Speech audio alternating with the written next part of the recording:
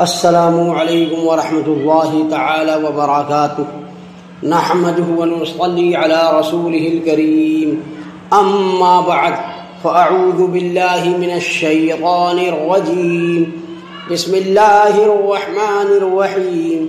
حصول برکت کے لیے ایک بار درود شریف پڑھ لیجیے. اللهم صل على سيدنا ومولانا محمد معدن الجود والکرم وآلہ وبارک وسلم. سامعین اکرام، میں جیش محمد مصباحی آج آپ کی خدمت میں ایک ویڈیو لے کر کے حاضر ہوا ہوں، جس کو میں نے طوطی کا پیغام کے نام سے موسوم کیا ہے. سامعین اکرام،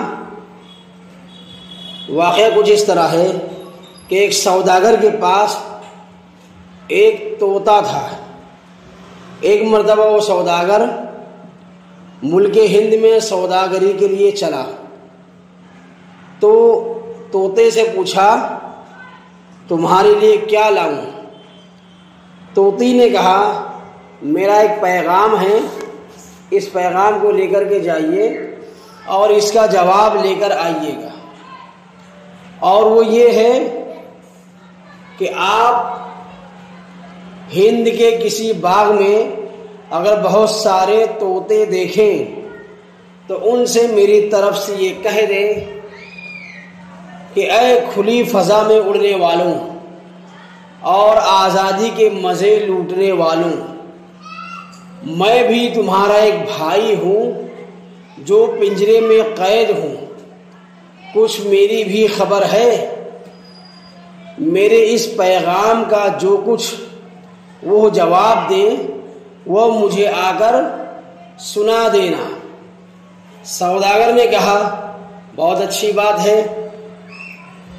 چنانچہ سوداگر ملک ہندوستان میں گیا تو اتفاق سے ایک باغ میں بہت سارے طوطے دیکھے. سوداگر نے ان کو اپنی طوطی کا پیغام دیا. اتنے میں کیا دیکھا کہ ایک طوطی یہ پیغام سن کر درخت سے گرا. سوداگر نے بڑھ کر اسے دیکھا تو وہ مر چکا تھا. سوداگر بڑا حیران ہوا کہ کیا بات ہے، شاید یہ میرے طوطے کا کوئی عزیز تھا. سوداگر جب گھر واپس آیا تو اپنے طوطے کو یہ سارا قصہ سنا دیا. یہ قصہ جب سوداگر نے طوطے کو سنایا تو وہ طوطا بھی پنجرے میں تڑپنے لگا اور تڑپ تڑپ کر مر گیا. سوداگر بڑا حیران ہوا کہ یہ قصہ کیا ہے، ماجرا کیا ہے کہ ملک ہندوستان میں طوطا پیغام سن کر مر گیا تھا اور یہاں میں پیغام لے کر کے آیا ہوں تو یہ بھی پیغام سن کر کے مر گیا. آخر ماجرا کیا ہے؟ مگر اس سوداگر کی سمجھ میں کچھ بھی نہ آیا.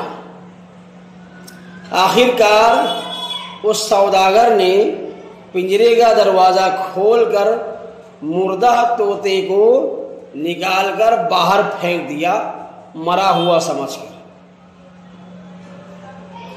سوداگر نے طوطے کو باہر پھینکا ہی تھا کہ اچانک وہ ایک دم جی اٹھا اور اڑ کر درخت پر جا کر بیٹھ گیا. سوداگر یہ تماشا دیکھ کر حیران و ششدر رہ گیا اور طوطے سے کہنے لگا کہ یہ عجیب بات ہے جو میں نے دیکھا ہے. اب تم تو آزاد ہو ہی گئے ہو، ذرا اس سارے ماجرے کی حقیقت تو بیان کرتے جاؤ. وہ طوطا بولا، اے سوداگر، اصل میں مرا نہیں تھا اور نہ ہی ملک ہند میں وہ طوطا مرا تھا جسے آپ نے ہند کے باغ میں درخت سے گرتے اور مرتے دیکھا تھا. وہ تو اس نے مجھے پنجرے سے آزاد ہونے کی ترکیب بتائی تھی کہ اگر پنجرے سے آزادی حاصل کرنا چاہتے ہو تو اس طرح مرنے سے پہلے مر جاؤ۔ چنانچہ میں نے اس کی ہدایت پر عمل کیا اور اس پنجرے سے رہائی حاصل کر لی۔ سامعین اکرام، اس واقعے کو مولانا روم اپنی مثنوی میں بیان کرتے ہیں۔ اس واقعے سے ہم سب لوگوں کو سبق کیا حاصل ہوتا ہے، اس پر غور کرنا چاہیے۔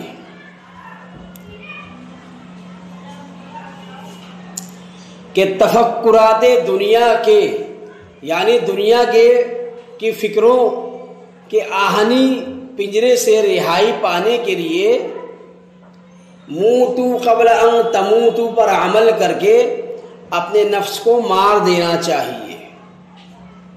جیسے کہ ہم کبھی مال کی فکر میں رہتے ہیں، کبھی کسی اور چیز کی فکر میں رہتے ہیں، کبھی دولت کی لالچ میں رہتے ہیں۔ ہم نماز کے لیے بھی کھڑے ہیں تو ہمیں دولت کی لالچ ہے۔ تو اس فکر سے، دنیا کی اس فکر سے آزاد ہونے کے لیے اپنے نفس کو مار دو۔ جن پاک لوگوں نے نفسانی خواہشات کو مار ڈالا ہے وہ واقعی آزاد اور خوشحال ہیں، اور جن کا نفس زندہ ہے اور وہ نفس کی باتوں پر عمل کرتے ہیں، اپنے نفس کے خلاف نہیں چلتے ہیں، اپنے نفس کو مارنے کی کوشش بھی نہیں کرتے ہیں، مارنا تو دور کی بات ہے، تو وہ ہزاروں پریشانیوں کے پنجرے میں بری طرح قید رہتے ہیں اور اسی فکر میں گھلتے رہتے ہیں، مال و دولت کی لالچ میں گھلتے رہتے ہیں، کسی اور لالچ میں گھلتے رہتے ہیں۔ یعنی تفکرات دنیا میں وہ گھلتے جاتے ہیں اور اپنے نفس کے کہنے پر وہ عمل کرتے رہتے ہیں اور چلتے رہتے ہیں، اور جو آخرت کا توشہ ہے یعنی سفر آخرت کی جو کمائی ہے نیک عمل کرنا، اس کو وہ جمع نہیں کر پاتے۔ تو ہم سب لوگوں کو تفکرات دنیا سے آزادی حاصل کرنے کے لیے اپنے نفس کو مارنا چاہیے، جیسے کہ طوطا مرنے سے پہلے مر گیا اور پنجرے سے اس نے آزادی حاصل کر لیا۔ تو سامعین اکرام، آج کی میری ویڈیو یہیں پر مکمل ہوتی ہے، اگلی ویڈیو پھر ملاقات ہوگی۔ السلام علیکم ورحمۃ اللہ۔